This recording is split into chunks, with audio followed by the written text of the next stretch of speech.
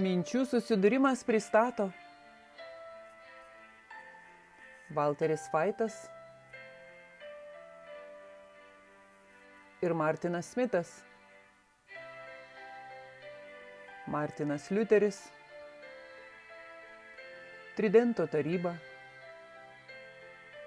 mirtina žaizda,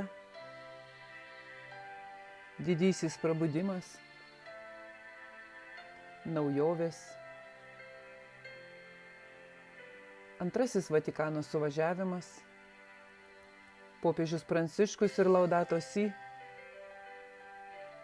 COVID-19 pandemija, JAV rinkimai, Rusija prieš Ukrainą, Izraelio karas prieš Hamas.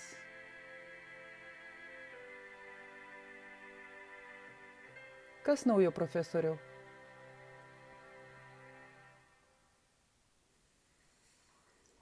Sveiki atvykę į kitą Kas naujo profesorių seriją. Labas, Valteri. Labas, Martinai. Kaip jums sekasi? Kodėl tu visada juokiesi, kai aš tai sakau? Man patinka, kaip jūs tai sakote. Taip. Kaip jums einasi gerai? Neklausk. Gerai. Taigi mes tiesiog praleisime tą dalį. Praleisime. Ypač, kai žiūrime į veidrodį. Ne. Taigi pradėkime maldą. Mums to reikia. Taip, mums to tikrai reikia. Mūsų dangiškasis Tėve, mums reikia tavęs kiekvieną dieną, kiekvieną valandą ir kiekvieną minutę. Prašom, padėk mums per šią diskusiją ir nušviesk mūsų protą tuo, ką nori, kad išmoktume. Jėzaus vardu. Amen. Martinai, mes užsiėmę kalbamės apie pasiruošimą tam, kas ateis.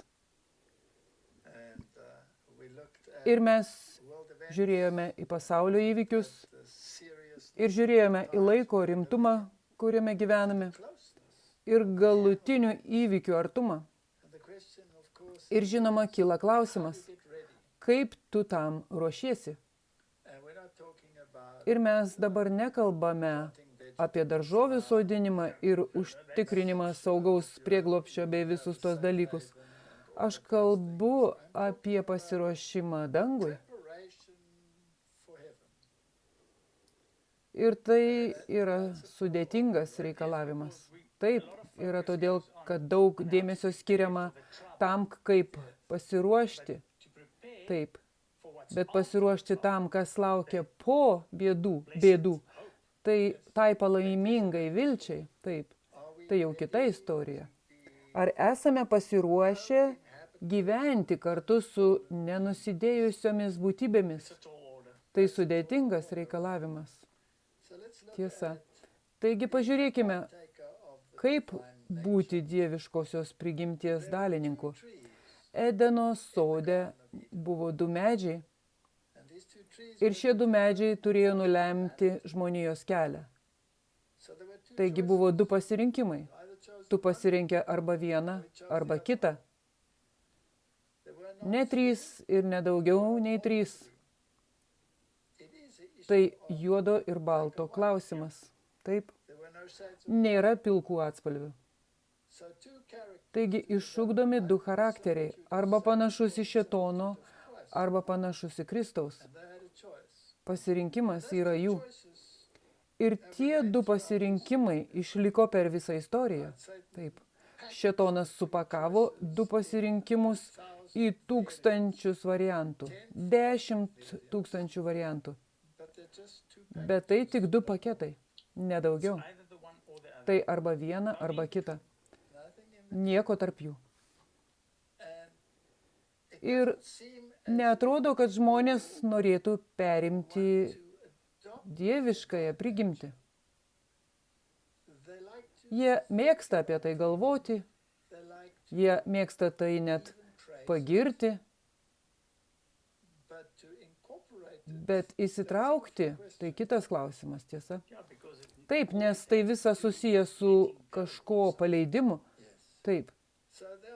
Taigi Biblijoje yra daug eilučių, kuriuose kalbama apie dalyvavimą. Pažvelkime į kai kuriuos iš jų ir pažiūrėkime dalininkų, ko gali tapti. Dalininkas turi būti neatsiejama proceso dalimi, būti vienas su tuo, kas tame įtraukta.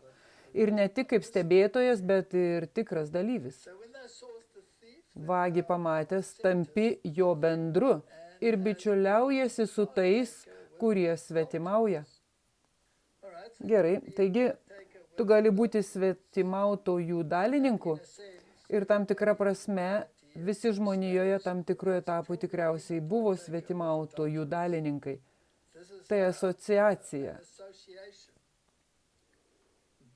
Bet jei esi dalyvis, tai reiškia, kad tau patinka jų veikla.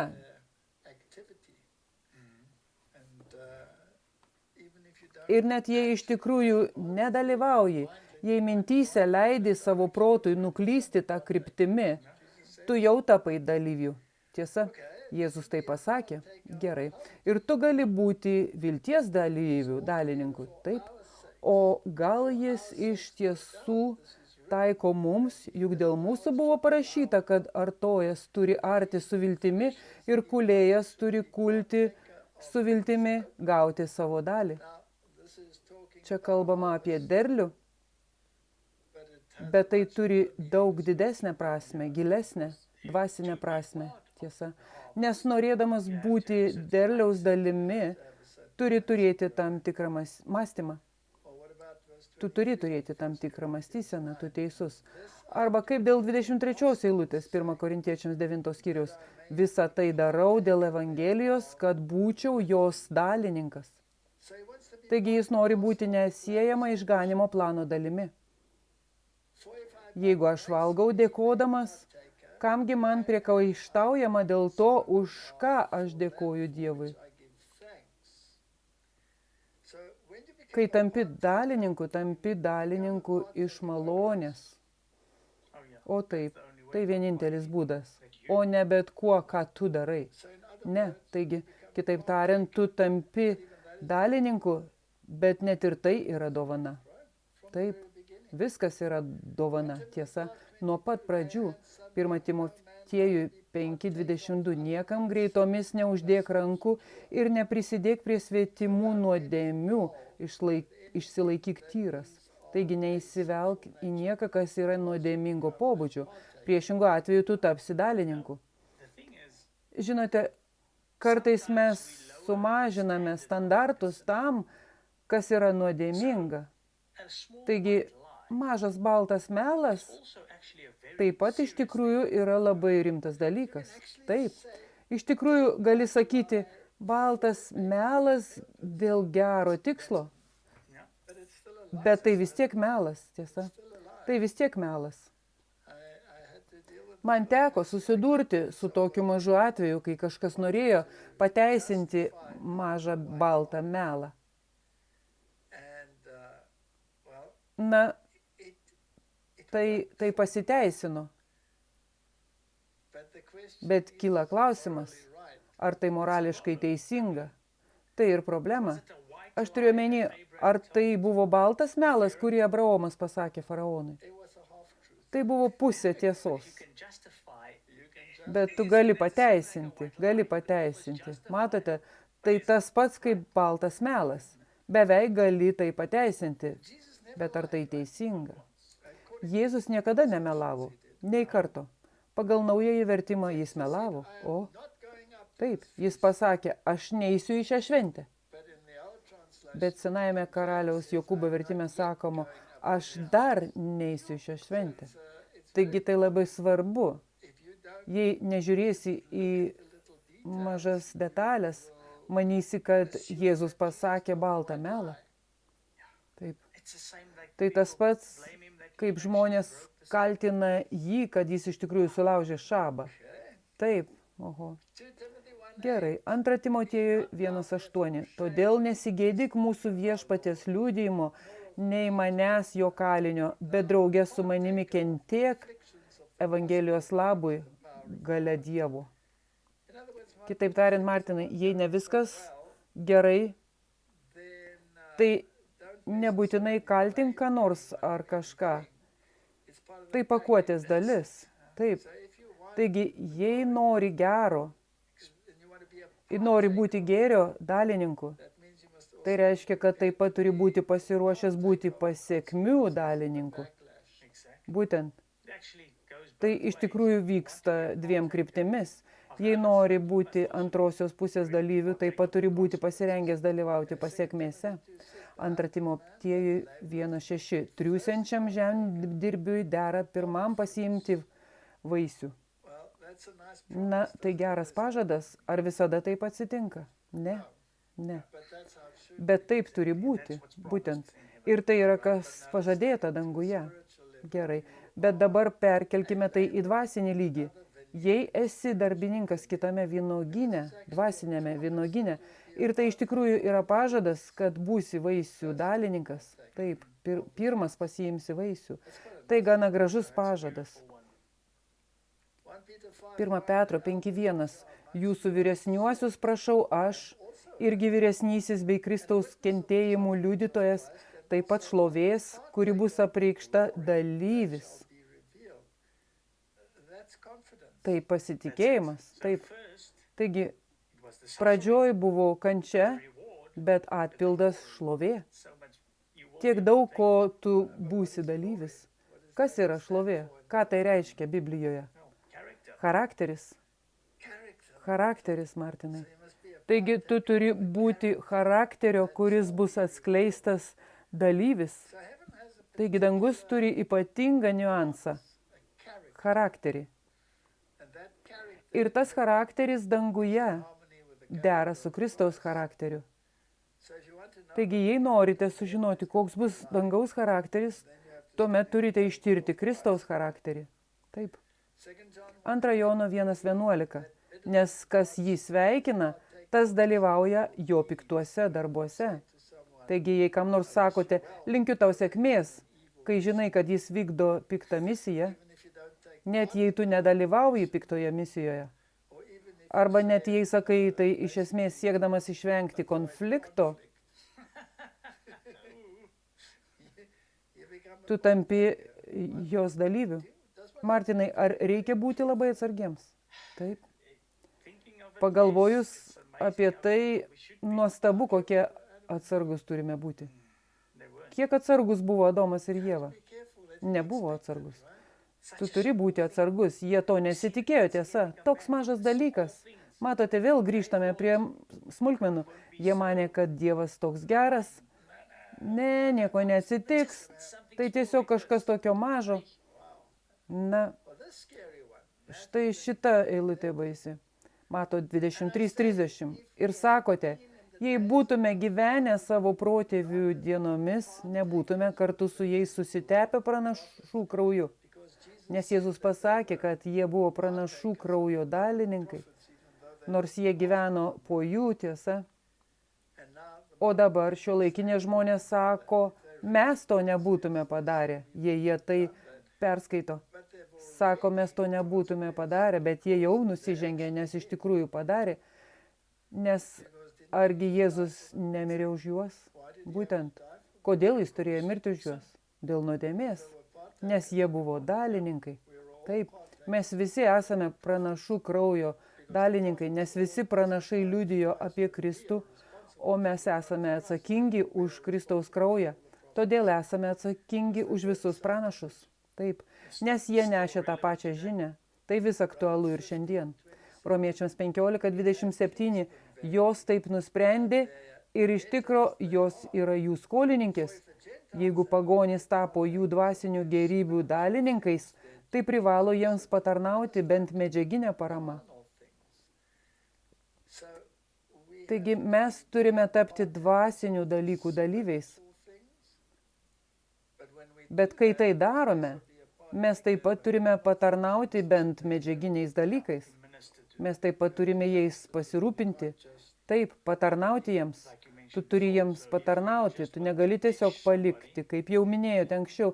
Taigi, jei norite ką nors apleisti, turite problemų. Argi Jėzus nesakė, aš būsiu su jumis visada. Taip. Ar jis kada nors apleido tave? Ne. Jis niekada tavęs neapleidžia, tiesa. Ar mes galime padaryti tą patį? Mes turime neapleisti nieko. Taip, gerai. Taigi, jei kiti turi teisių į jūs, tai mes tuo labiau. Gali turėti kam nors valdžią, kažkas gali pažvelgti į tave ir manyti, kad tu esi nuostabus, nors iš tikrųjų tu galbūt netoks nuostabus, tiesa. Vis dėlto mes nesinaudojame savo teisę, bet viską pakeliame, kad tik Kristaus Evangelijai nedarytume kliučių. Taigi, kai esi Kristuje, tu esi jo galios dalininkas. Bet tai yra ir atsakomybė, tai didelė atsakomybė, ją nepiknaudžiauti. Gerai. 1 Korintiečiams 9:13. Argi nežinote, kad tie, kurie atlieka šventą tarnystę, valgo iš šventyklos pajamų, kad aukuro tarnai gauna dalį atnašų? Taigi, jei tu įsitrauki į šiuos Kristaus dalykus, tai yra visa apimanti. Galiausiai jūs taip įsitraukėte, kad taip pat tampate dalininku su juo teikiama nauda. Taip. Taigi, Martinai, ar tu pakeitei savo gyvenimą? Ar iš pasaulietinio pasaulio patekai į pasaulį, kuriame esi visiškai priklausomas nuo tarnystės? Tikrai, taip. Ar tau tai buvo rizika? Be abejo. Tai pasaulinė rizika. Ar nerimavai? Manau, kad nerimavau, taip. Mes buvome labai susirūpinę, bet tada, kai pradedi tai paleisti, manau, kad yra nemanau, kad nors vienas yra, kuris nebūtų susirūpinęs. Jie turi pradėti daryti sprendimą eiti tuo keliu. O kas su tuo susiję? Aš turiu omeny tą patį. Aš dirbau universitete, buvau skyriaus vedėjas, turėjau profesoriaus pareigas ir turėjau apsispręsti, ar stoti į tarnystę. Ir tai yra bauginantis pasirinkimas. Nes iš esmės, tu numeti savo pasaulietinį inkarą. Taip, atsikratai jo. Tu iš tikrųjų jį nutrauki. Štai čia ir yra baisiausia dalis. Nėra nieko, kur atsitraukti. Nieko. Taigi, kitaip tariant, tu turi tikėti, nes kai tik nukerti tą laidą, verskis pats, absoliučiai. Taigi, ką tai apima? Pasitikėjimą ir tikėjimą. Taip, viską. Ir net jei tas tikėjimas yra apgailėtinas, žengus šį žingsnį jis greitai auga. Ar jis kada nors tave apleido po to? Nei karto. Ir iš tikrųjų, jei atsidursite tokioje padėtyje kaip izraelitai prieš jiems įžengiant į Jordano upę, tai tas pats dalykas. Greičiausiai jie stovėjo ten susirūpinę dėl visko. Ten jie žinojo, kad turi žengti žingsnį ir įkišti koją į vandenį ir jis atsivers. Kai tai buvo Raudonoji jūra, Dievas vis dar buvo pasirengęs nepastebėti jų netikėjimo ir atvėrė jiems vandenį prieš jiems įeinant. Nes jie murmėjo, rėkė, aimanavo, būtent, bet ne prie Jordano. Ten tu turi įkišti koją į aukurą. Tad, jei nori būti aukuro dalininku, turi tarnauti prie altoriaus. Nežinau, Martinai, manau, kad artimiausiu metu daug kas bus pašauktas. Manau, kad tai jau vyksta, kad padėtų rankas prie plūgo. 1 Korintiečiams 10:17. Jei viena duona, tai ir mes daugelis esame vienas kūnas, nes mes visi dalyjamės vieną duoną. Pažiūrėkite į žemiškąjį Izraelį, argi tie, kurie valgo aukas, nėra aukuro bendrininkai? Tai tas pats klausimas. Bet dabar iš tikrųjų čia sakoma, kad mes visi esame vienos duonos dalininkai, mes visi esame Kristaus dalis, taip, gyvenimo duona. Ar visi charakteriai yra vienodi tų, kurie yra duonos dalininkai? Ne. Ar tai kartais tave erzina? Mes dirbame su tuo. Tu dirbi virš to. Gerai, bet dabar pagalvok. Vieną dieną tu pateksi į dangų, būtent per malonę, taip. Ir ten gali būti tie patys veikėjai, charakteriai, būtent. Matote, tai nuostabus dalykas, mes visi esame vienos duonos dalininkai. Taigi visi bus vieningi, bet nebūtinai vienodo charakterio. Gerai. Ir mes nežinome, kas kur yra savo dvasinėje kelionėje. Todėl turime būti kantrus, ilgos kantrybės. Turime išugdyti visus tuos charakterio bruožus, kad būtume taip, kaip sako Biblija, viešpaties stalo dalyviais. Taip. Jūs negalite gerti viešpaties taurės ir demonų taurės. Negalite būti viešpaties vaišių dalyviai ir demonų vaišių dalyviai. Kokį dvasinį maistą vartoji? Tu negali būti jų abiejų dalyvis. Taip, net ką tu klausai, ką žiūri. Martinai, aš sutikau žmonių, kurie sako, aš valgysiu šį maistą ir išspjausiu kauliukus. Taip, aš tai girdėjau. Ar tu tai girdėjai? Kitaip tariant, pasiliksiu tai, kas gera ir išspjausiu tai, kas nepriimtina. Matote, problema ta, kad jie ima tą Biblijos eilutę ir ją iškraipo.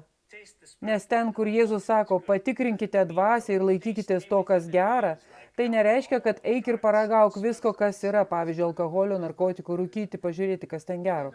Nieko gero tame nėra, ne. O netikrame pranaše arba melagingoje pranašystėje velnias mėgsta leisti melui važiuoti ant tiesos. Žinoma. Taigi, ar galite išlaikyti tiesą ir išspjauti kauliukus, ar geriau laikytis tiesos nuo pat pradžių? Taip. Taigi, jei turite tų knygų, pavyzdžiui, kūrėme serijas apie apokrifinės knygas, mes parodėme, kiek kauliukų yra tose knygose. Taigi, kodėl tu eitum per jas? Taip. Jums nereik per jas eiti, jei turite tikrąją tiesą. Aš visada klausiu, ar tikite, kad mes turime Dievo duotą pranašystės dvasią? Yra daugiau nei 100 000 puslapių skaitimų. Kai viską perskaitysite, galėsite pradėti skaityti ką nors kitą. Gerai. Bet kartais netyčia atsiranda dalykų. O tada reikia pasitelkti įžvalgumą, būtinai. Bet nepakenk savo nuo pat pradžių. Taip. Biblija sako, kad jei nori būti vilties dalimi, tai turi būti ir kančios dalimi. Mes kalbėjome apie tai. O būti dalininku yra daugiau nei būti stebėtoju. Bet puiku yra tai, kad pagonys kartu su žydais yra paveldėtojai, vieno kūno nariai ir dalininkai pažado Kristuje Jėzuje per Evangeliją. Nuostabu, kad galite tapti pažado dalyviais. Šis pažadas buvo duotas Abraomui, ar ne? Taip. Tai tiesa, kiekvienas, kas yra Kristuje, yra Abraomo palikuonis. Gerai. Ar manai, Martinai, kad ši eilutė Efeziečiams 3 suerzino kai kuriuos izraelitus? Būtinai. Nes jie buvo išrinktieji. Jie buvo išrinktieji. Ir dabar jis jiems sako, ne. Pagonys dabar taip pat yra pažado dalininkai Kristuje. Ir šiandien vis dar yra žmonių, kurie sako, kad tam tikri žmonės yra išskirtiniai. Taigi, ar turime ugdyti įtraukumo mąstymą, jei norime patekti į dangų? Tu negali turėti išankstinių nusistatymų prieš kas bebūtų, prieš rasę arba prieš šį, tą ar kitą. Turi susitaikyti su tuo, kad visi yra nusidėję ir stokoja Dievo garbės. Taip, taigi Kristuje visi yra broliai ir seserys, bet tik Kristuje. Taip, čia ir slypi esmė. Štai dar viena, mums nereikia skaityti visų eilučių, tu gali būti malonės dalininku, gali būti ir naudos dalininku, gali būti kūno ir kraujo dalininku. Tai labai įdomus dalykas. Perskaitykime Hebrajams 2:14. Kadangi vaikų kraujas ir kūnas bendri, tai ir jis lygiomis juos prisijėmė, idant mirtimi sunaikintų tą, kuris turėjo mirties valdžią, tai yra velnią. Taigi Kristus 100% tapatinosi su žmonija. Taip. Tapdamas 100% žmogumi. Kūnas ir kraujas. Kūnas ir kraujas. Ir ta prasme mes tampame Kristaus broliais. Gražu. Tai didelis pažadas. Pažiūrėkime šiek tiek sudėtingiau Hebrajų knygoje. Taigi, šventieji broliai, dangiškojo pašaukimo dalininkai, įsižiūrėkite mūsų tikėjimo išpažinimo apaštalą ir vyriausiąjį kunigą Jėzų. Mes esame dangiškojo pašaukimo dalininkai. Tai labai aukštas standartas, taip, kuris turi būti pasiektas. Jūs tampate Kristaus dalininku. Bet jūs taip pat tampate šventosios dvasios dalininku. Kitaip tariant, jūs turite sutapti su dangišku mąstymu. Visiškai. Nes tas dangiškasis mąstymas yra tai, kur mes einame. Gerai. Ar tas dangiškasis mąstymas dera su tavo prigimtimi? Ne, visiškai priešingai. Taigi, Martinai, kalbant apie 6 skyrių Hebrajams, nuo 4 eilutės, kur jis sako, kad tu turi tapti šventosios dvasios dalininku, bet jei atsuki jai nugarą, tada tu vėl kryžiuoji Kristų. Būti šventosios dvasios dalininku reiškia, tu turi būti taip įsitikinęs tiesa, kad vėliau ją atmesti iš tikrųjų yra vėl nukryžiuoti Kristų. Bet esmė ta, kad tu turi būti šventosios dvasios dalininku. Gerai, yra daug žmonių, kurie labai bijo tos dalies, kur sakoma nuodėmė prieš šventąją dvasią. Taip, gal galite trumpai paaiškinti, ką tai reiškia nuodėmė šventajai dvasiai? Na, nuodėmė šventajai dvasiai, Martinai, yra tada, kai tai, kas yra iš Dievo, tu sakai, kad tai yra iš velnio.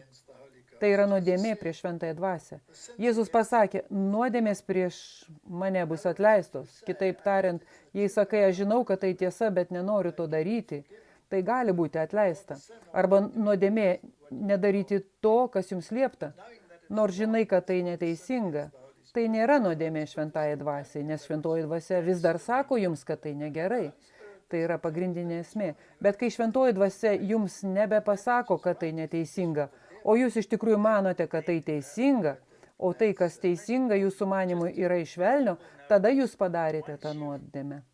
Taigi tai svarbu, kad žmonės žinotų, kad kai tu parpuolė ir paprašai atleidimo, tai nėra nuodėmė šventai dvasiai, kad ir koks blogas tas procesas būtų.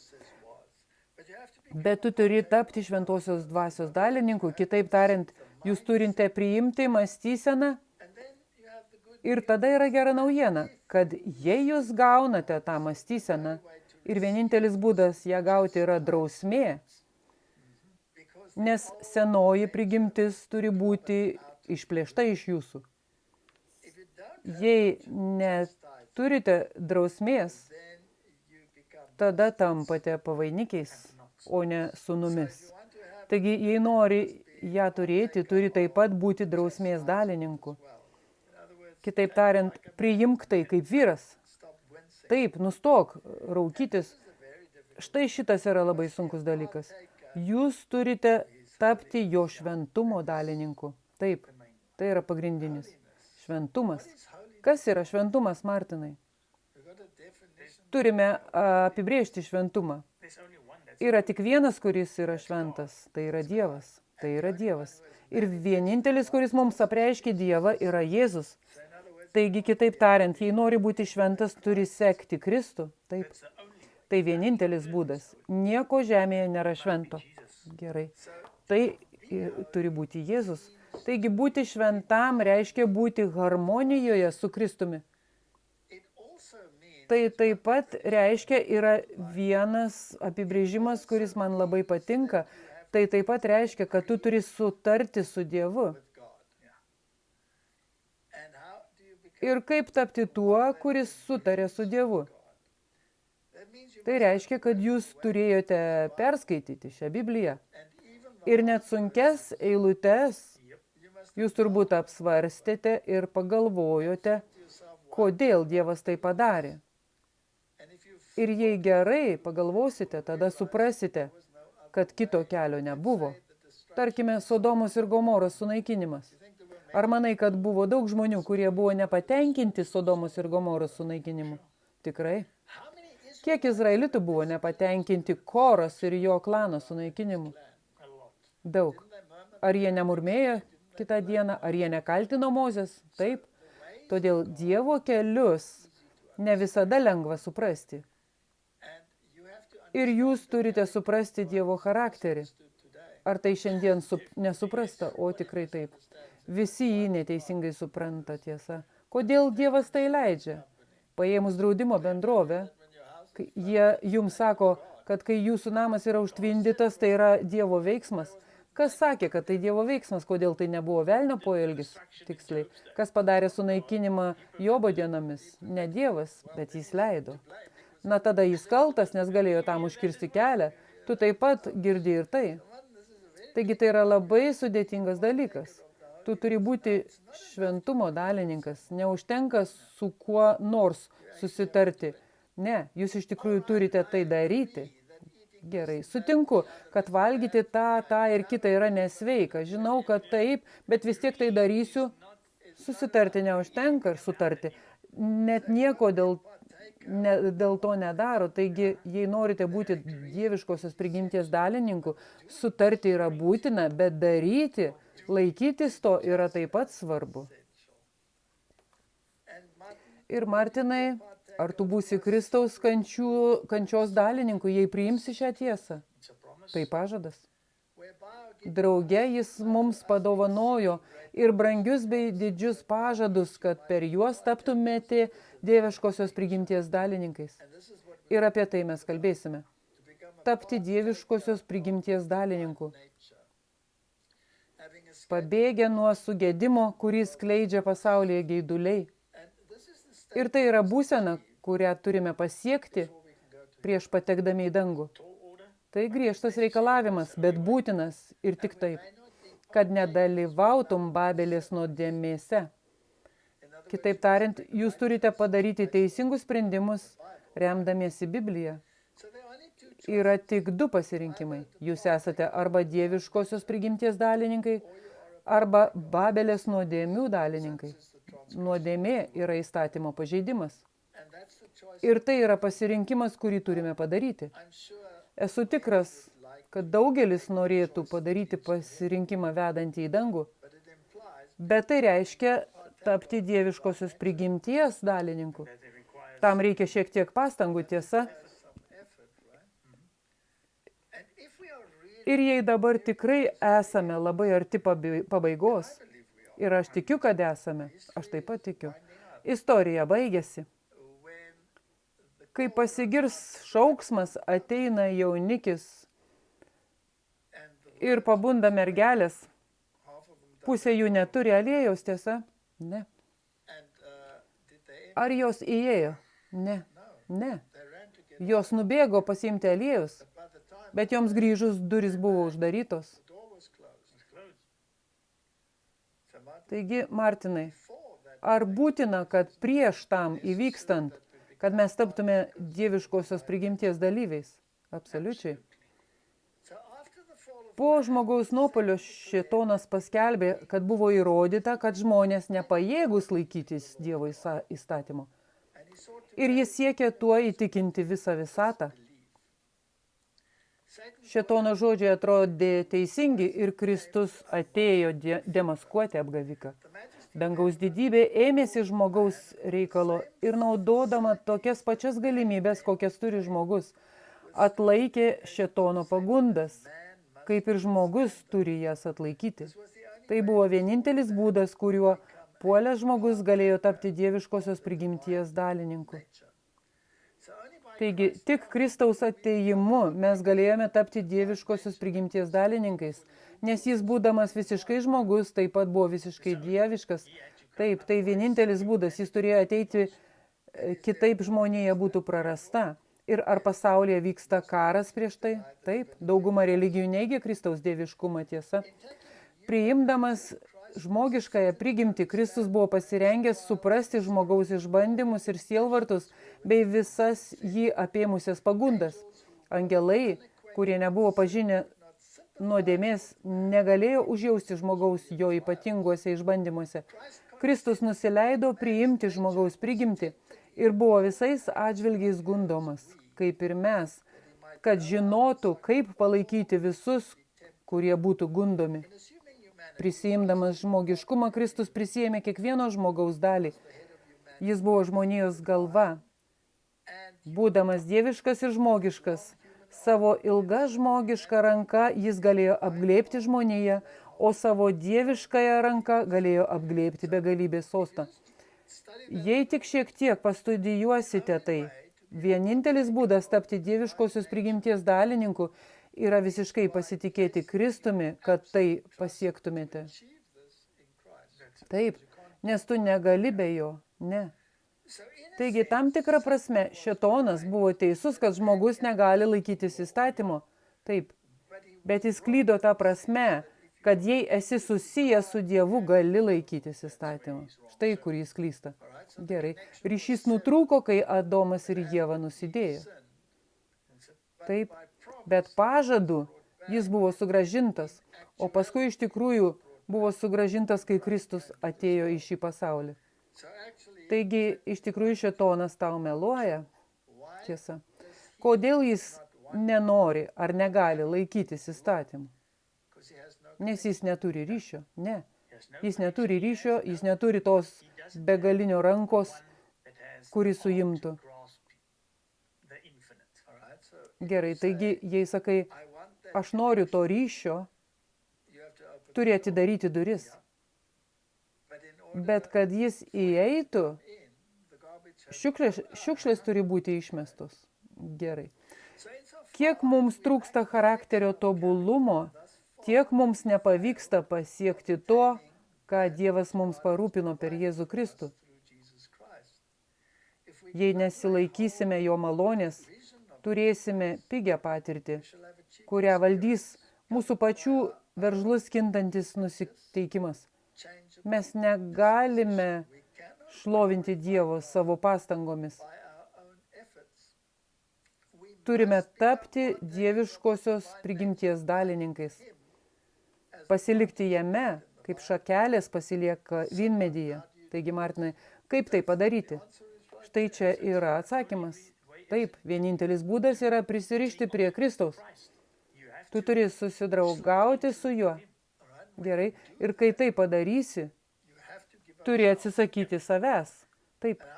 O kaip dažnai tenka mirtinai kalti save? Nuolat, kasdien. Nuolat. Kol turėsime puolusią prigimtį, tol turėsime mūšį.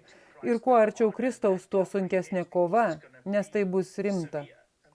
Ir kadangi kuo arčiau, tuo labiau nuodėmingesnis atrodai savo akyse. Visą laiką. Gerai, čia yra kitas klausimas. O kaip be dieviškosios prigimties? Viskas, ką Dievas galėjo padaryti, buvo padaryta žmogaus išgelbėjimui. Viena turtinga dovana jis išliejo dangaus lobius. Jis kviečia, jis prašo, jis ragina, bet jis nevers žmonių ateiti pas jį. Jis niekada nieko neverčia. Tai kvietimas. Ar jūs verčiate, ką nors ateiti į jūsų kvietimą? Norėčiau, kad galėčiau. Jis laukia jų bendradarbiavimo. Jis laukia valios sutikimo, kad jis galėtų padovanoti nusidėjėliui savo malonės turtus, skirtus nuo pasaulio sukūrimo.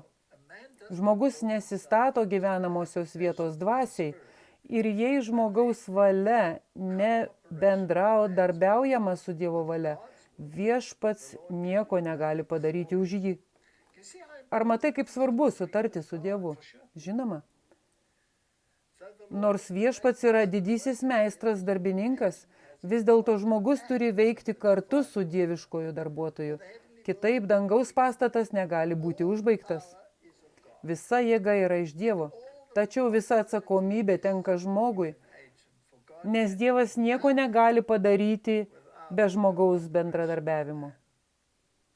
Viešpats neplanuoja, kad žmogaus galia būtų paralyžiuota, bet kad bendradarbiaudamas su Dievu žmogus gali tapti veiksmingesniu agentu jo rankose. Taigi, jei noriu, kad tai veiktų, Mano valia turi dėrėti su Dievo valia. Taip. Kai jūs minėjote prieš tai, ir aš galvoju, kad mes turime sutarti su Dievu, bet jūs taip pat minėjote anksčiau, kad negali tiesiog pasakyti taip, sutinku, bet nieko nedaryti, kad būtų darna. Taip, tu teisus. Taigi, jei pažvelgsi į šį klausimą iš noro tapti dieviškosios prigimties dalininko taško, turi intelektualiai nuspręsti, kad Dievo kelias yra geresnis kelias. Tavo prigimtis sukils prieš tai. Akimirksnį. Sakykim, Dievo kelias, paimkime pavyzdį, kuris visus nervina. Jei taip maitiniesi, būsi sveikas ir taip toliau. Taigi grįžkite prie Edeno maitinimosi būdo ir jūsų prigimtis sukils prieš tai, nedelsint. Taigi intelektualiai tu turi pasakyti savo, aš esu įsitikinęs, kad Dievo kelias yra geresnis kelias. Tada turiu užduoti savo klausimą. Ar aš dėl savo skonio esu taip linkęs į šį kitą kelią? Ar tai reiškia, kad Dievas nori sulaikyti džiaugsmą nuo manęs? Tai jūsų klausimas, kurį turite užduoti, nedelsint. Taigi, ar Dievas dabar yra tironas, kuris nori tai atimti iš manęs? Ar mano skonis taip iškrypo, kad neįvertinu to, kas yra geresnio, švelnesnio pobūdžio? Taip ir atsitiko. Gerai. Taigi, koks būtų kitas žingsnis? Turėtumėte pasakyti savo, jei intelektualiai žinote, kad Dievas yra teisus, tuomet turite bendradarbiauti. Taip. Taigi sutarimui reikia bendradarbiavimo. Taip, tada tu turi pasakyti Dievui, gerai, aš noriu bendradarbiauti, padėk man. Taip, nes velnias tuoj pat pasakys, tu negali to padaryti. Ne. Ir kodėl tu turėtum tai daryti? Nes Dievas kažką slepia nuo tavęs. Taip. Taigi tu sakai, gerai, tai man kenkia. Aš to atsisakau. Tada jūs jo atsisakote ir padarote intelektualų sprendimą. Tai nereiškia, kad tuoj pat šoksite iš laimės. Ne. Bet tada, kai priprantate prie naujojo būdo ir tapote šio būdo dalininku, ilgainiui, jei atsigręžėte į seną būdą, kaip tu jautiesi po senojo būdo? Aš atsigręžiu atgal ir iš tikrųjų esu pasibjaurėjęs, pasibaisėjęs tiesa, bet tai yra procesas ir jis nėra lengvas, ne. Nes kai buvau ten, tu iš tikrųjų šaipeisi iš to būdo, kur dabar aš esu. Taip, gerai. Kai tai pasieksi, tu tampi dalininku ir matai dalykus taip, kaip Dievas mato mus. Ir tu iš tikrųjų to džiaugiesi, galvoji, oho, tai toks nuostabus mano gyvenimo pagerėjimas. Ar tu tada šventas? Ne, visiškai ne. Nes kiek yra kitų sričių, kuriuose galioja tas pats. Visą laiką, visur, tiesa. Jūsų charakteris, jūsų nusiteikimas, jūsų kalbėjimo ir mąstymo būdas, viskas. Bet taip pat turiu pasakyti, kad kai tu sutari su Dievu ir pradedi su juo bendradarbiauti, kai kurie iš tų dalykų pagerėja ir tai nuolat gerėja. Gerai, mes kalbame apie pabaigos laikus, kalbame apie pasiruošimą keliauti į dangų. Ir tarkime, jei pažiūrėtume į šį procesą, ir pažiūrėtume į save, pamatytume, kad mes toli prasilenkiame. Taip. Yra dalykų, kuriuose mes iš tikrųjų priėmėme dieviškąją prigimtį, o daug kur mes ją atmetėme. Taip. Taigi, ką turime daryti šiuo laiku, kuriuo gyvename? Turime ištirti save. Ir mes turime, kaip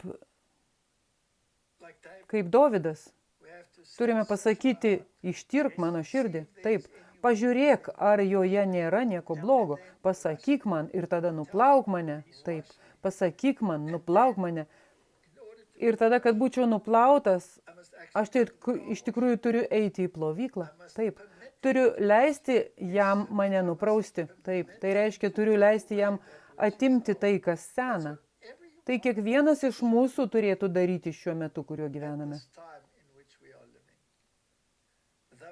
Nors žmogus silpnas, klystantis, trapus, nuodėmingas ir netobulas, viešpats suteikia jam privilegiją bendradarbiauti su juo.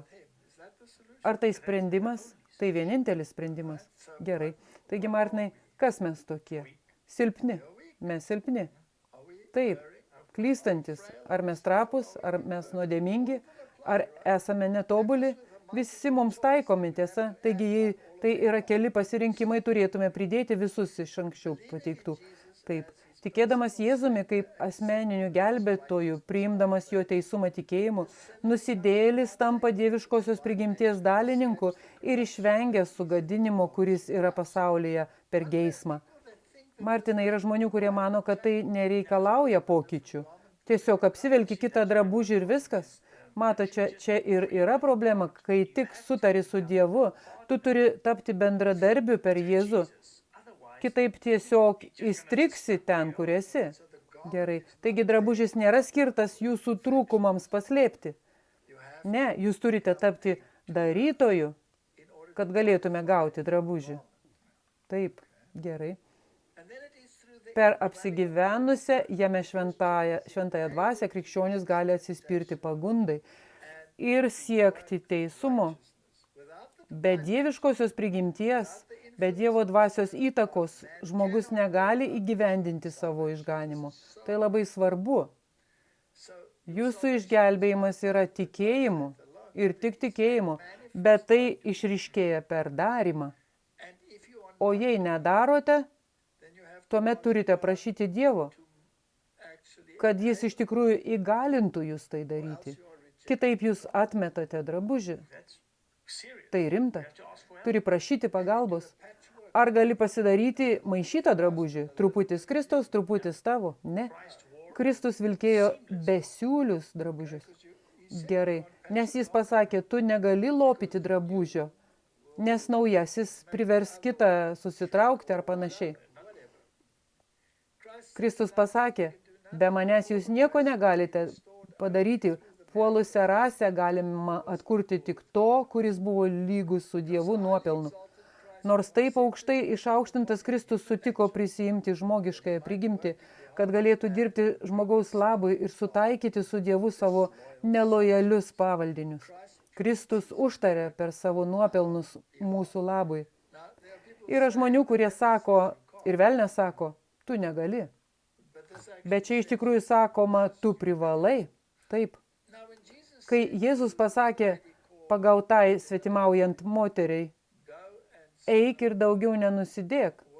Ar jis pasakė jai, kad tai neįmanoma? Ne.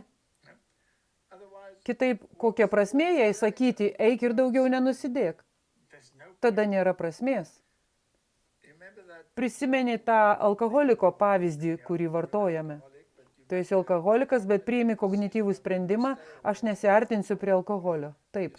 Tu vis dar esi alkoholikas, taip, bet tu nebegeri. Ne.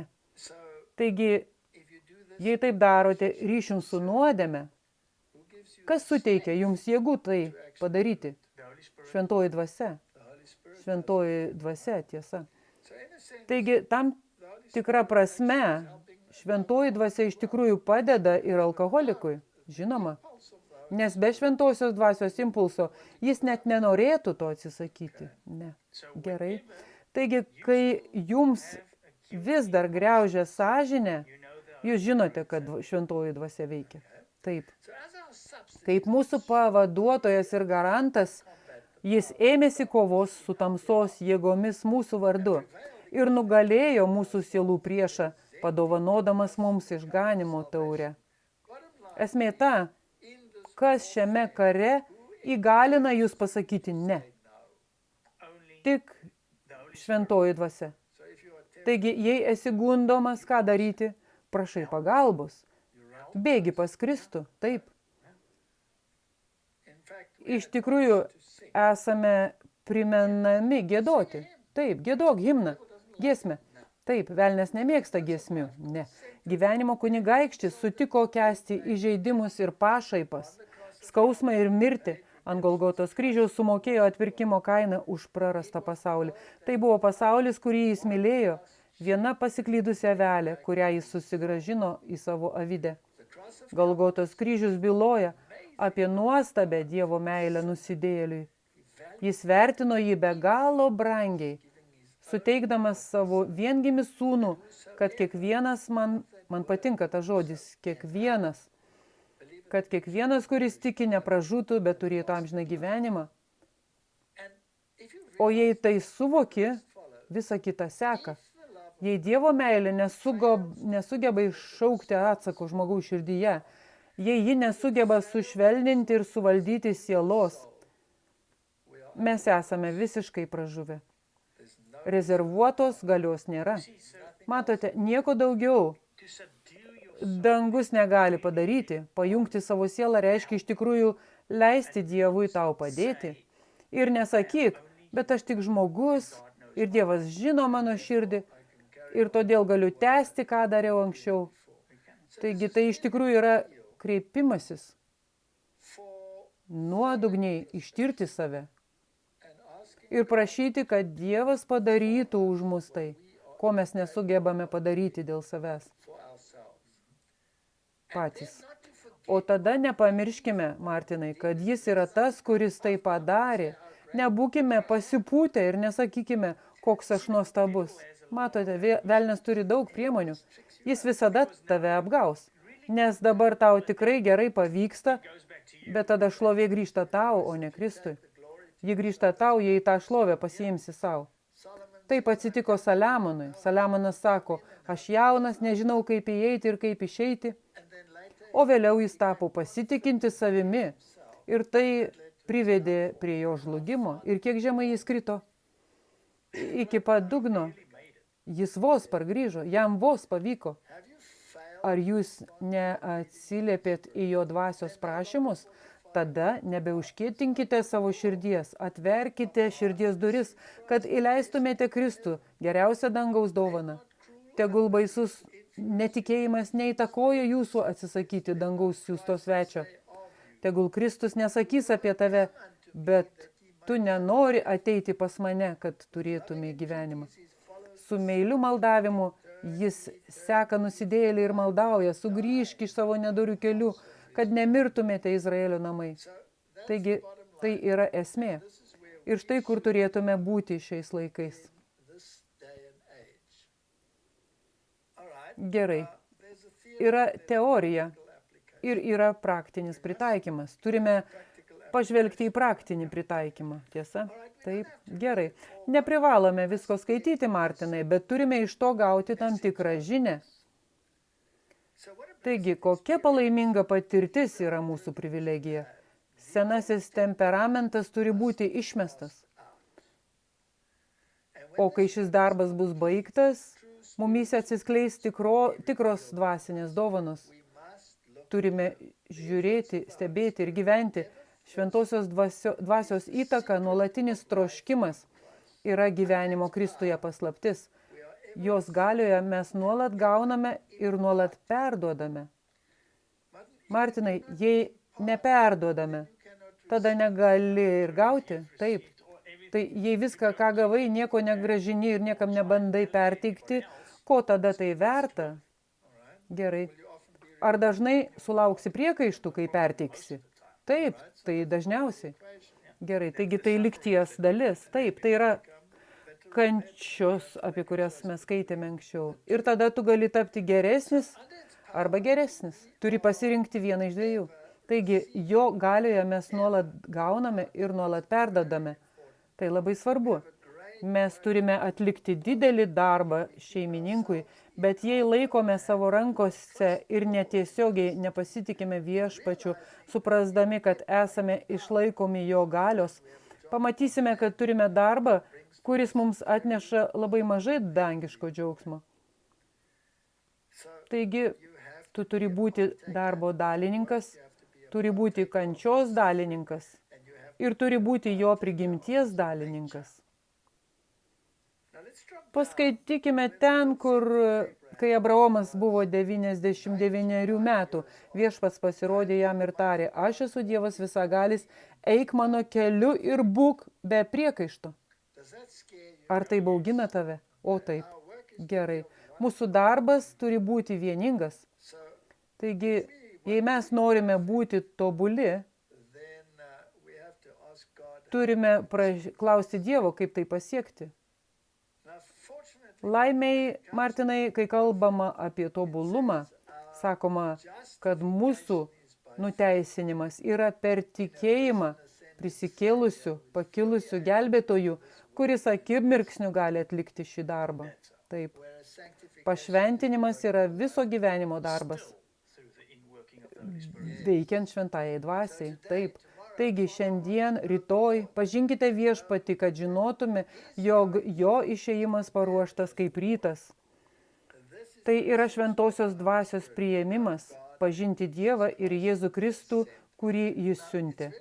Labai svarbu pažinti Dievą. Taip.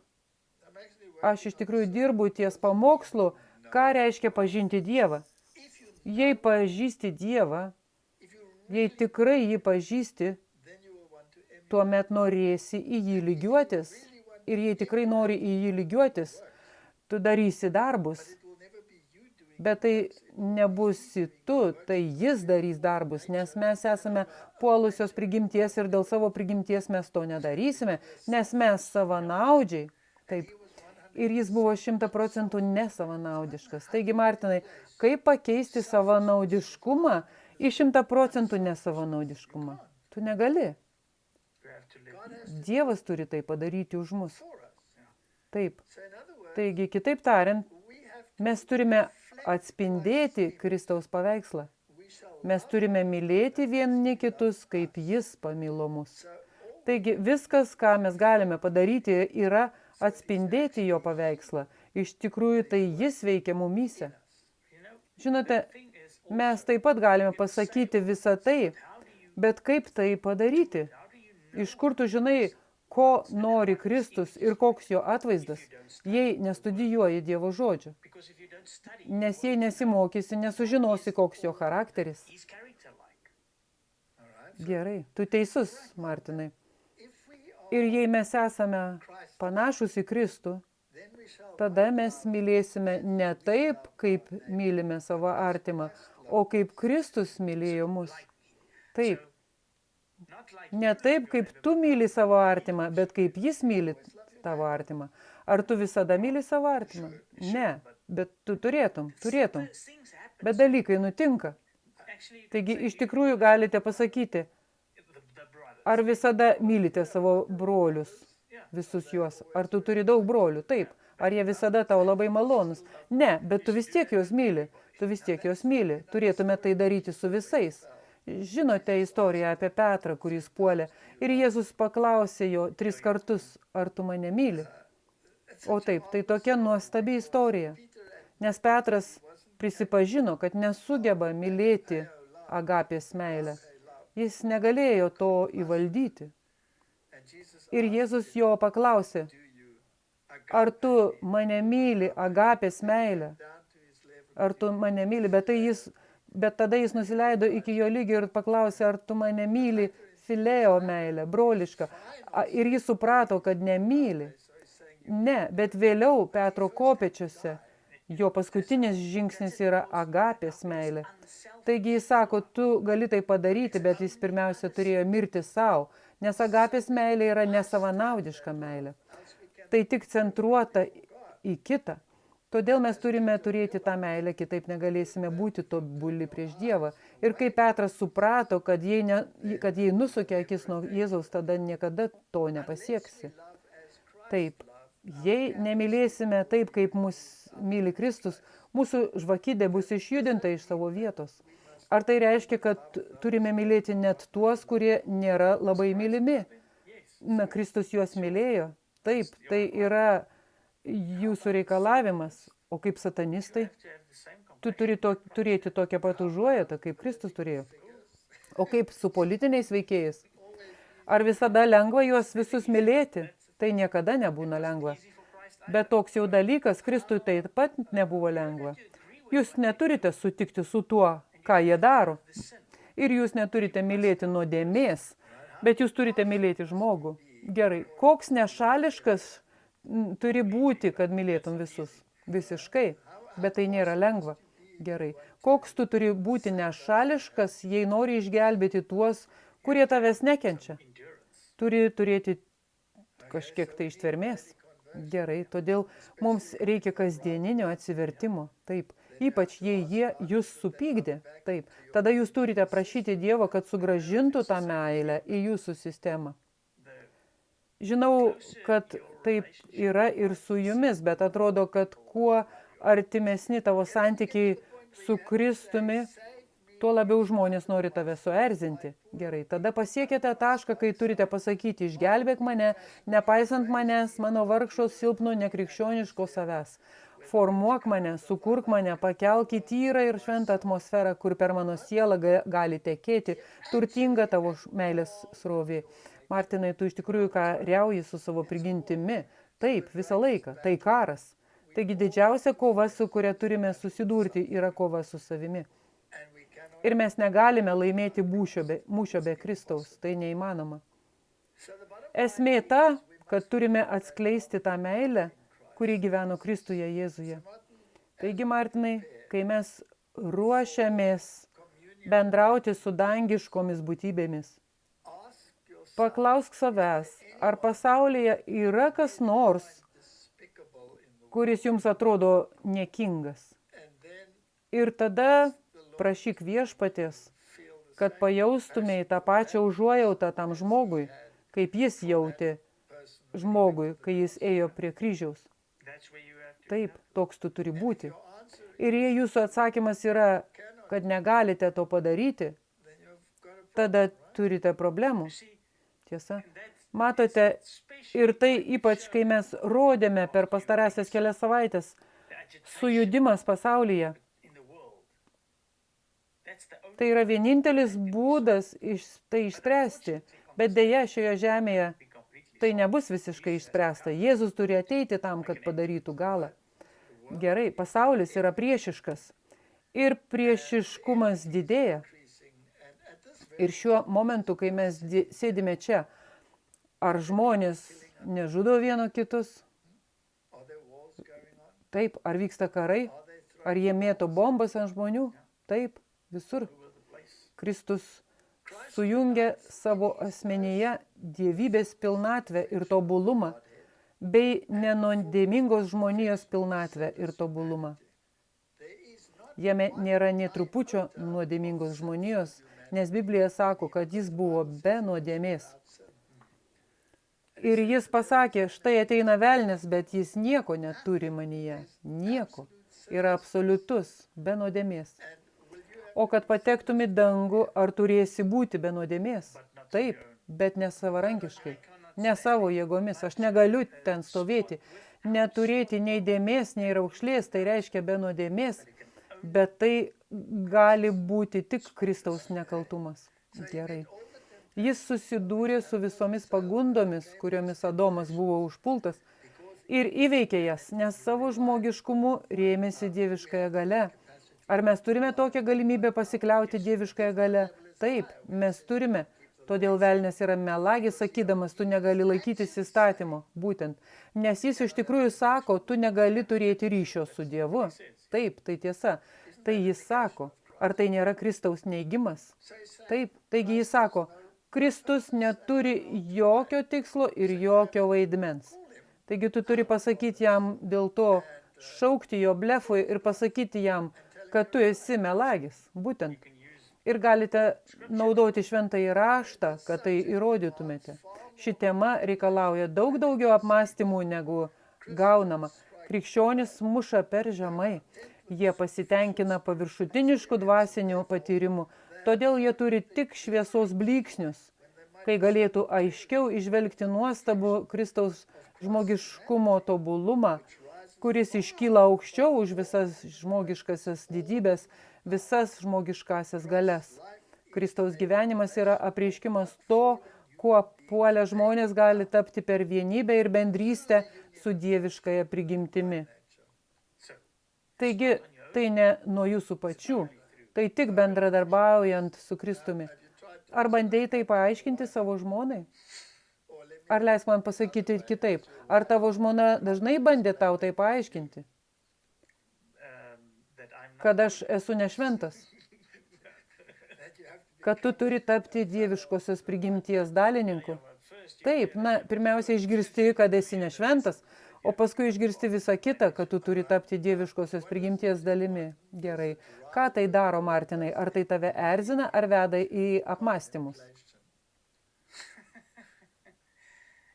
Tai turėtų paskatinti jūs apmąstyti. Štai kodėl tu turi žmoną, tiesa? Štai kodėl jūs turite žmoną, kaimynus ir visus šios žmonės. Negera žmogui būti vienam. Jį reikia pataisyti. Šventoji dvasia tai daro, bet ji dažnai sulaukia pagalbos. Mes vėl turėsime bėdų. Mes juokiamės, bet tai labai rimtas dalykas.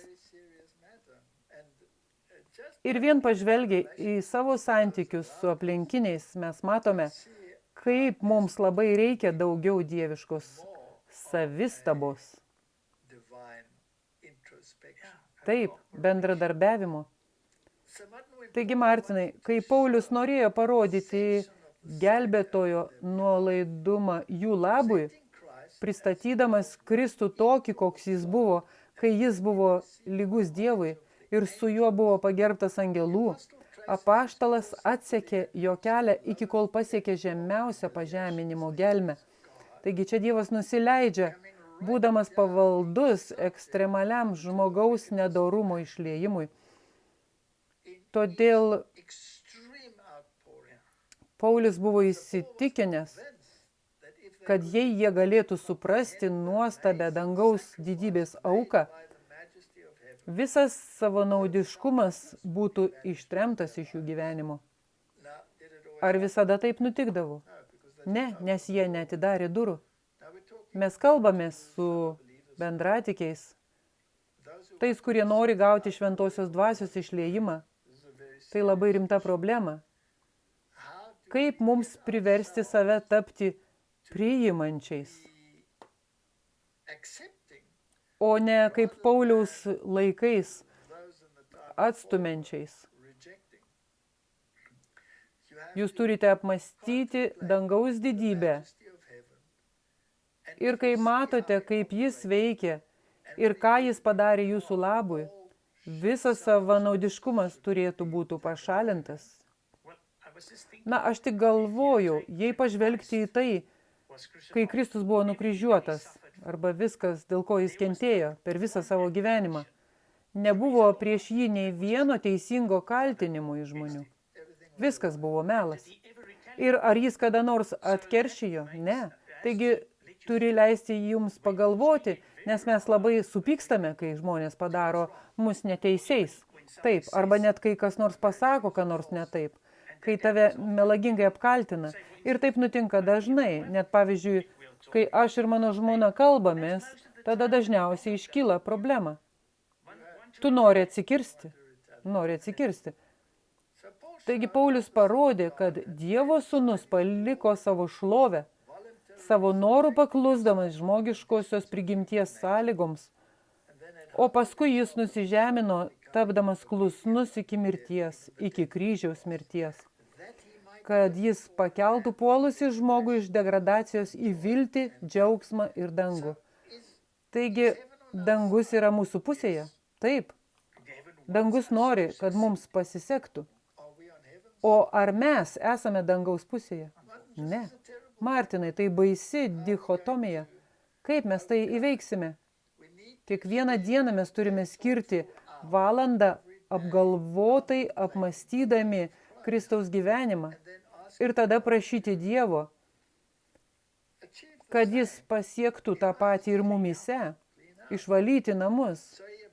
Taigi jis pažemino save žmonijai, kad pasiektų vargo ir degradacijos gelmėse paskendusi žmogų ir pakeltų jį į kilnesnį gyvenimą. Kilnus gyvenimas, Taigi, Martinai, jei esi linkęs nebūti kilnus, jei esi linkęs būti niūrus, ar Kristus kada nors buvo paniuręs? Ne, nei karto. Ar kada nors sakoma, kad jis buvo paniuręs? Ne. Ar buvo jis nuliūdęs? O taip, daug kartų. Jis iš tikrųjų verkė daug kartų. O dėl ko jis daugiausia verkė? Dėl savo vaikų, dėl tikinčiųjų izraelitų, dėl tų, kurie jį atstūmė. Taip. Jėzus rūpinasi kiekvienu taip, lyg žemės paviršiuje nebūtų kito žmogaus. Tai gražu. Ar mes galime to pasiekti? Ne. Tik Kristus gali padėti tau tai pasiekti. Gerai. Nes taip ir yra. Jūs net negalite apie tai pagalvoti. Ne. Jei tik tu vienas gyventum žemėje, Kristus vis tiek būtų miręs už tave. Būtų miręs. Kaip dievybė, jis teikia didžiulę galią mūsų labui ir kaip mūsų vyresnysis brolis jaučia visas mūsų bėdas. Dangaus didybė neatsiribojo nuo degradavusios, nuodėmingos žmonijos ir mes neturėtume. Ne. Visi yra potencialūs Dievo vaikai. Taip, visi. Nesvarbu, kokie jie degraduoti. Mes turime ne tokį vyriausiąjį kunigą, kuris būdamas toks aukštas, toks pakylėtas, kad nepastebėtų mūsų ar neužjaustų mūsų, bet tokį, kuris visais atžvilgiais buvo gundomas, kaip ir mes, bet be nuodėmės. Taigi tai yra pasiruošimas, kurio mums reikia šiuo metu, kuriame gyvename. Tai nėra degradacija žmogui nusilenkti prieš savo kūrėją, išpažinti savo nuodėmes bei maldauti atleidimo per nukryžiuoto ir prisikėlusiojo gelbėtojo nuopelnus. Tai kilnu pripažinti savo skriaudas prieš jį, kurį jūs sužeidėte savo nusižengimu ir maištu. Martinai, kažkada kažkas man pasakė, Dievas nesitiki, kad aš valgyčiau dulkes. Dievas nesitiki, kad valgysi žvyrą. Dievas tikrai nenori, kad kas nors valgytų dulkes. Aš tai pripažinsiu, bet jei tu turi nuodėmę, tu turėtum galėti nusilenkti atgailaudamas prieš Dievą. Taip. Bet kai kurie žmonės mano, kad jiems buvo suteikta galia, kaip pavyzdžiui karalių dieviškoji teisė, ir jie tiki, kad ši valdžia jiems buvo suteikta, todėl visi turi tai pripažinti ir jie niekada neprivalo atsiprašyti, bet visi turi atsiprašyti jų. Taip, matote, aš manau, kad kartais jie ištraukia iš konteksto tą vietą, kur Dovydas nenorėjo liesti Dievo pateptojo, kai atkirpo Sauliui apsiaustą.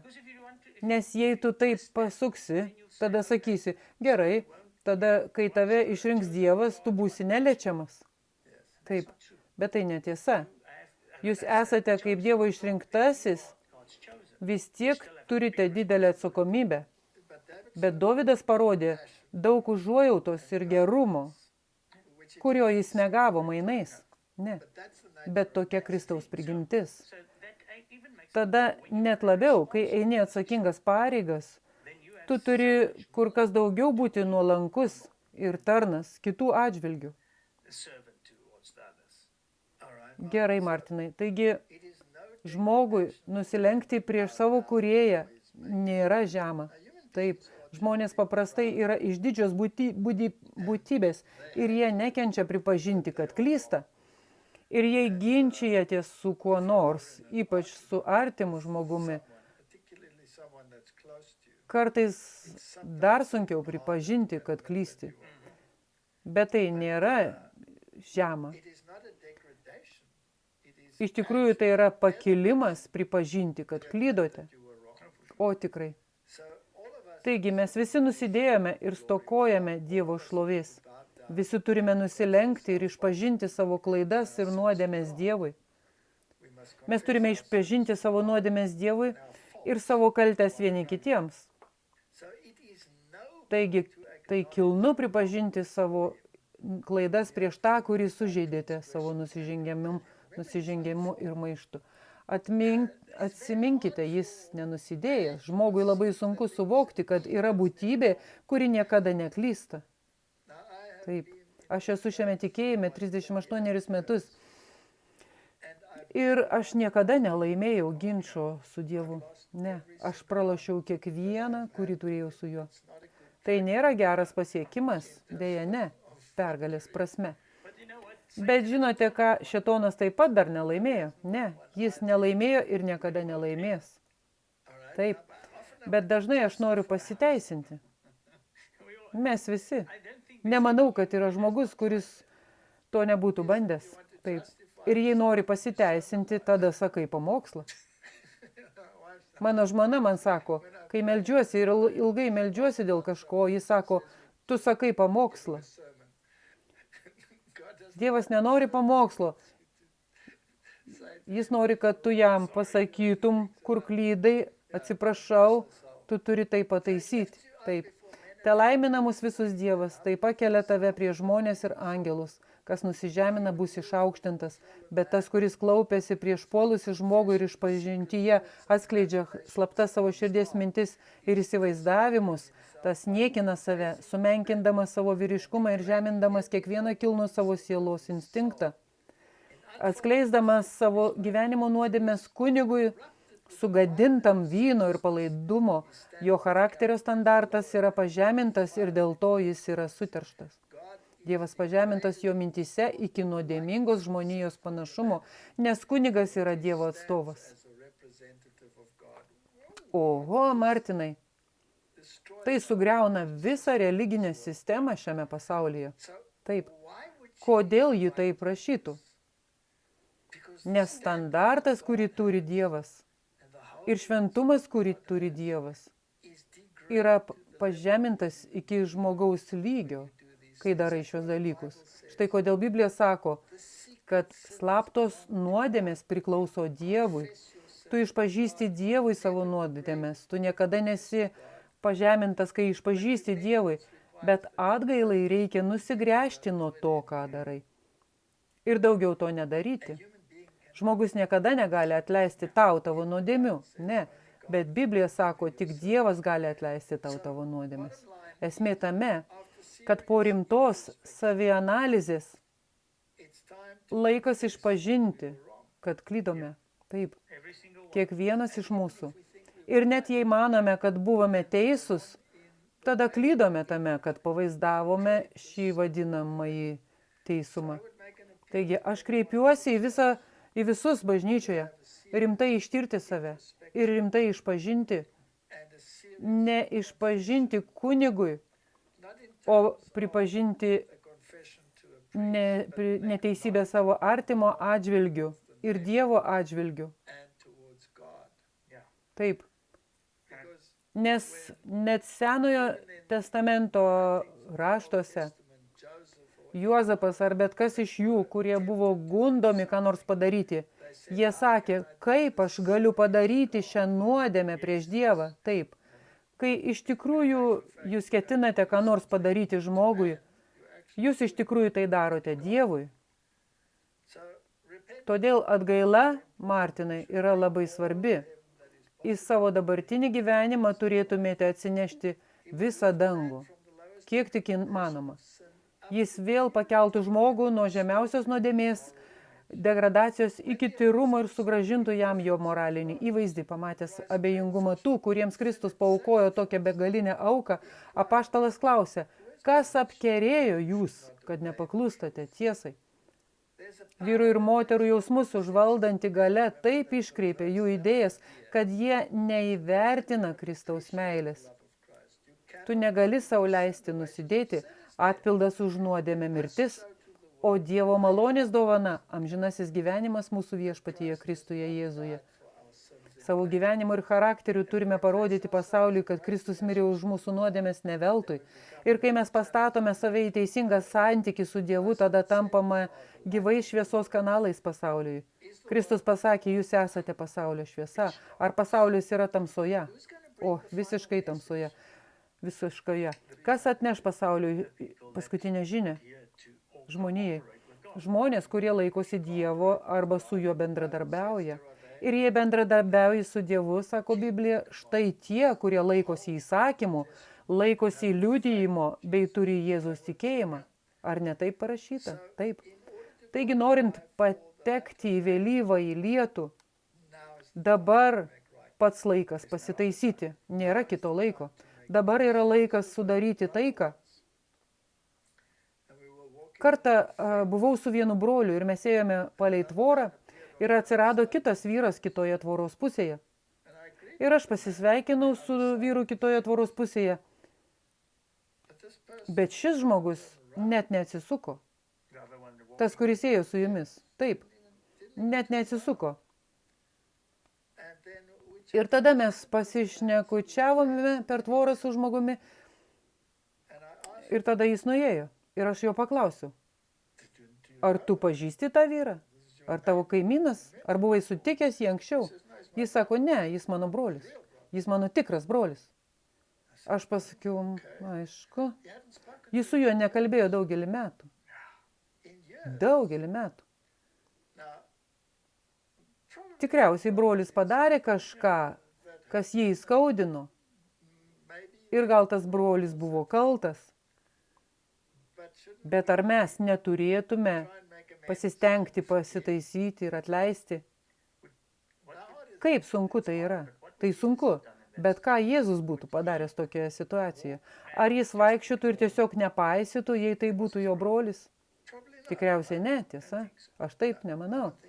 Ne, nemanau, kad jis būtų tai padaręs, Martinai. Taigi yra dar vienas dalykas. Jei turi ką nors prieš brolį ir nesusitaikiai, tai eik ir padaryk tai teisingai. Jei tu nuskriaudei brolį, eik ir ištaisyk. Ką Biblija sako, kai einate plauti kojų? Ištaisyk, susitaikyk su broliu, jei žinai, kad yra problema. O jei to nepadarysi, tu pats save pasmerksi. Ar tai tik kojų plovimui? Tuo labiau dėl paskutinių įvykių, kurie vyks šiame pasaulyje. Taigi, užbaikime tai. Pašventinimas yra ne akimirkos, valandos, dienos, o viso gyvenimo darbas. Jis įgyjamas ne dėl laimingo jausmo polėkio, bet yra nuolatinio mirties nuodėmiai ir nuolatinio gyvenimo Kristui rezultatas. Neteisybės negali būti ištaisytos nei charakteris reformuotas silpnomis pertraukiamomis pastangomis. Tik ilgomis, atkakliomis pastangomis, skaudžia disciplina ir griežtų konfliktų mes įveiksime. Mes ne vieną dieną žinome, koks stiprus bus mūsų sekantis konfliktas. Kol šėtonas viešpataus, mes turėsime save pažaboti, nugalėti nuodėmes. Kol tęsis gyvenimas, nebus sustojimo, nebus taško, kurį galėtume pasiekti ir pasakyti, aš visiškai pasiekiau.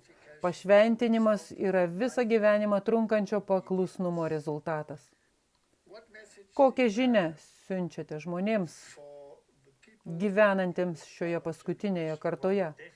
Na, tikrai negalima sakyti, kad aš pasiekiau. Negali sakyti, kad aš pasiekiau. Ir jei negali sakyti, kad pasiekėte, tai reiškia, kad turite nuoširdžiai siekti tai pasiekti. Taip. Ir jei nuoširdžiai ieškosite, pamatysite, kad yra daug dalykų, kuriuos reikia pataisyti. Daug dalykų. Reikia labai įdėmiai žiūrėti į veidrodį. Ir dabar pats laikas susitaikyti su tais, su kuriais iš tikrųjų nelabai norite. Gerai. Taigi, Martinai, jei aš praeitą savaitę tave įžeidžiau, ar galiu atsiprašyti? Ir jei aš tai padariau, taip pat atsiprašau. Gerai. Ar to užtenka? Ar tai liečia ir tuos, kurių nežinai ir su kuriais nebūtinai nori susitaikyti?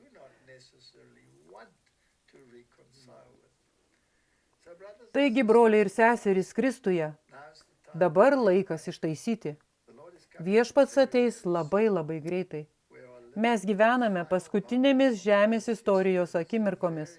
Ir tai yra labai labai rimta problema. Jei tos durys nebuvo iki galo atidarytos, atidarykite jas dabar. Pasimelskime. dangiškasis tėve. Mes gyvename paskutinėmis akimirkomis. Ir netrukus pasigirs garsusis šauksmas ir ateis galas. Padėk mums būti ne tik garsaus šauksmo dalimi, bet ir būti dangiškosios prigimties dalininkais. Tai mano malda Jėzaus vardu. Amen.